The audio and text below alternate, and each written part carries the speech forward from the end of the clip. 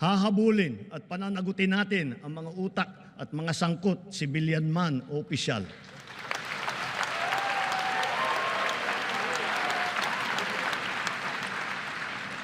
Kahit malakas, mabigat o mayaman, hindi sila mangingibabaw sa batas.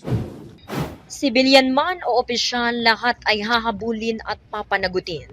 Itong tiniyak ni Pangulong Ferdinand Bongbong Marcos Jr. sa kanyang State of the Nation Address o SONA noong nakaraang taon. Ngayong 2026, unti-unti na nga bang nakakamit ang panawagan ng pananagutan at justisya sa bansa? Nagbago na ba ang usad pagong na justice system sa Pilipinas? February 18, 2026, inaprobahan ng Supreme Court en banc ang isang makasaysayang resolusyon na nagtatakda ng mga pamantayan sa paggamit ng artificial intelligence sa mga korte. Binigyang diin sa framework na ang AI ay pantulong lamang sa tao at hindi kailanman maaaring pumalit sa diskresyon o pagpapasya ng isang hukom.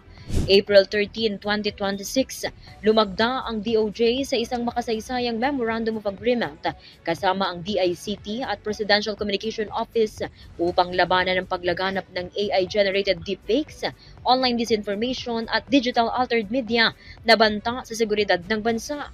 May 21, 2026, pinalakas ng DOJ ang pakikipagtulungan nito sa gobyerno ng Espanya sa pamamagitan ng technology company na Ineco para sa proyektong Kalesa Digital para bumuo ng isang matibay na digital legal framework para sa modernisasyon ng hustisya sa bansa. June 29, 2026, inilunsad ng DOJ ang Digital Case Management System para sa modernisasyon ng koordinasyon sa pagitan ng mga piskal at iba pang ahensya. Kasabay nito, inilunsad ang Online Prosecutors Clearance Application System na layong wakasan ng mahabang pila at personal na pagpunta sa mga tanggapan para sa aplikasyon at pag-i-issue ng Prosecutors Clearance kung saan maaari nang mag-apply, magbayad at makakuha ng clearance online.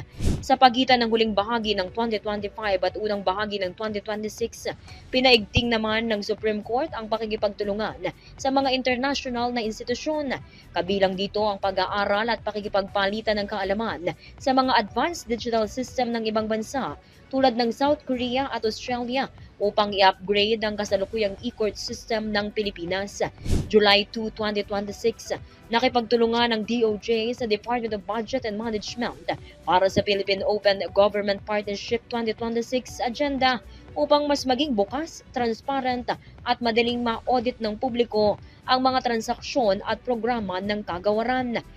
Ayon kay Justice Secretary Frederick Vida, nadagdagan din ng aabot sa 1,000 ang mga prosecutor sa bansa.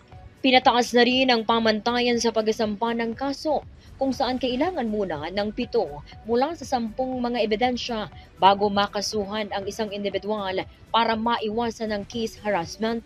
Nagtayo rin ng 8 regional katarungan offices sa bansa para sa free legal assistance, referrals at mediation. Mas maluwag na rin anya mga kulungan kung saan mahigit 32,000 persons deprived of liberty ang na-release. Sa lahat ng development na ito, tiniyak na Secretary Vida na bagamat hindi perpekto, di hamak na naka-steroid na o mas mabilis ngayon ang justice system sa bansa. Ngayon, yung pagong naka-steroids na. Diba? Yung pagong na, usad pagong ngayon naka-steroids na, mabilis na. Mabilis na po at syempre hindi pa ho perfecto yung sistema. Pero nandun po yung passion ng lahat ng kawani, lahat ng opisyalis ng Department of Justice para magbigay serbisyo sa ating mga kababayan. Para sa SONA 2026, ito si RH19 na Nolasco ng DZRH, una sa Pilipinas, una sa Pilipino.